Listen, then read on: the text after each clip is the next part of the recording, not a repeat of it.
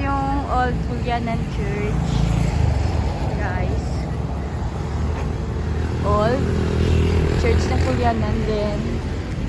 Nandito yung bago. Ito yung old.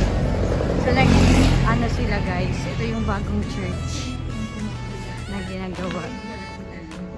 So ayun. Ang laki na. Ang laki na guys. So malaki.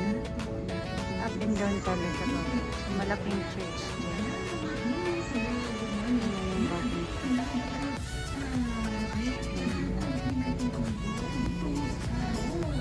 Kasi ito, maliit lang ito. Maliit lang. Nag-extend na sila. Oh! Bakit? Saan daw?